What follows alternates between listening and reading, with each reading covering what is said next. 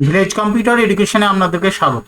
আজকে আমরা দেখব মাইক্রোসফট ওয়ার্ডে প্রত্যেকটি পেজে আলাদা আলাদা পেজ বর্ডার কিভাবে দেয়। আমরা সাধারণত যখন মাইক্রোসফট ওয়ার্ডে পেজ বর্ডার দিই, একটা পেজ বর্ডার দিলেই প্রত্যেকটি পেজেতে একই পেজ বর্ডার চলে আসে। আমরা দেখবো আজকে কিভাবে আলাদা একটা পেজে এক ধরনের পেজ বর্ডার আর একটা পেজে আর একটা পেজ বর্ডার। দেখুন এখানে 4টে পেজ বর্ডার আছে 4 ধরনের। এটা কিভাবে করব আমরা আজকে দেখব। দেখুন প্রথমে আমরা চলে যাই, একটা নতুন পেজ নিয়ে নিই।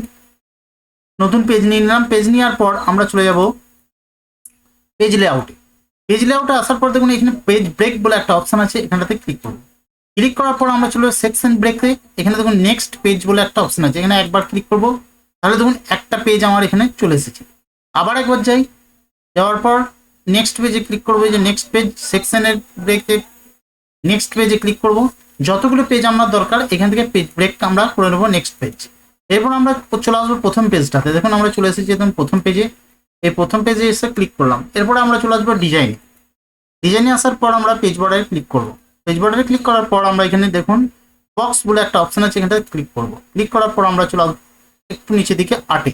আর্টে এসে ধরুন এই ডিজাইনটা নেবো, এখানে ক্লিক করলাম। এবং অ্যাপ্লাই টু এখানে ক্লিক করলাম। দিস সেকশন এখানটাতে ক্লিক করলাম। ক্লিক করার পর ওকে করলাম। ওকে করার সঙ্গে সঙ্গে দেখুন একটা পেজে আমার এই পেজ বর্ডারটা এসেছে। এবার দ্বিতীয় নম্বর পেজে আমরা নামলাম, এসে ক্লিক করলাম। ক্লিক করার পর আমরা পেজ বর্ডারে গেলাম। পেজ বর্ডারে যাওয়ার পর আমরা বক্সে ক্লিক করলাম। আবার এখানে ক্লিক করলাম, যে কোনো একটা আমরা পেজ বর্ডার নিয়ে নিলাম। এটা নিলাম ধরুন। এখানে আসার পর অ্যাপ্লাই টু ক্লিক করে দিস সেকশনে ক্লিক করলাম। ক্লিক করার পর ওকে করলাম। দেখুন এই পেজ বর্ডারটা এক ধরনের হলো, আবার এই পেজ বর্ডারটা আরেক ধরনের হলো। আবার যদি নিচে ক্লিক করি, নিচে ক্লিক করার পর একই পদ্ধতিতে আমরা পেজ বর্ডারে ক্লিক করব। পেজ বর্ডারে ক্লিক করার পর আমরা বক্স ক্লিক করব।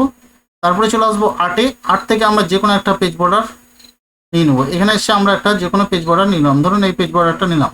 আসার পর অ্যাপ্লাই টুতে ক্লিক করলাম, দিস সেকশনে ক্লিক করলাম, ওকে করে দিলাম।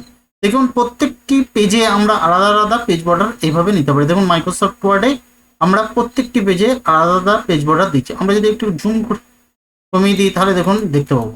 দেখুন আলাদা আলাদা পেজ বর্ডার আমরা নিতে পারছি। এইভাবে আমরা মাইক্রোসফট ওয়ার্ডে বিভিন্ন পেজে বিভিন্ন ধরনের পেজ বর্ডার দিতে পারবো। যদি ভিডিওটা ভালো লাগে অবশ্যই লাইক কমেন্ট শেয়ার করবেন। চ্যানেল নতুন হলে চ্যানেল সাবস্ক্রাইব করবেন। ভিডিওটা দেখার জন্য আপনাকে অনেক অনেক ধন্যবাদ।